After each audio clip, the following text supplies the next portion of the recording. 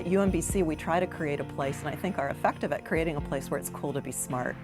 And a lot of our students come in really excited about learning, and I think that's a culture that pulls some other folks along.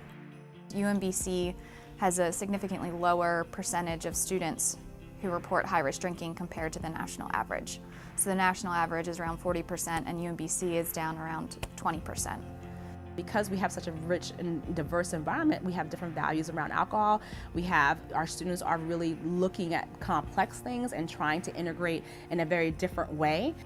Our president says this all the time, says that UMBC truly, if we are able to model this, this is what the country should be. This is how it should operate.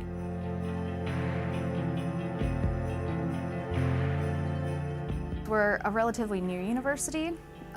It was established in the mid-1960s, so we don't have as much of the deep-rooted tradition as maybe a lot of other schools, not only in Nchip but through the country, have.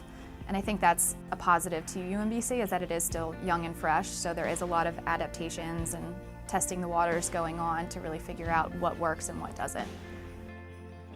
I think it's really helped our campus to focus on measurable outcomes and then to kind of work with that in real numbers and to say, let's talk about what we can measure and what we know is effective.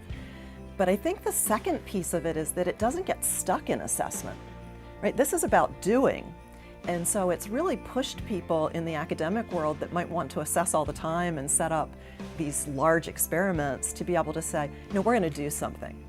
And each quarter we're going to do something new. And so I think it's been the very best of focusing on the research and the assessment while not getting bogged down and having to have data to experiment with something. And so you do something and then you try it again. Our rates, if we do nothing, if we don't address it, will go up because that's just the way that it has been in the past. I'm pretty sure there's institutions that started out, they didn't start out at 40-somewhat%. They probably started with a small problem and it grew to a bigger problem. And so we have a small problem and we're going to keep it there.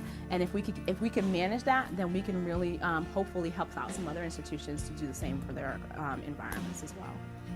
It doesn't happen without an entire campus community. And I think that's the power of getting everybody on board as well.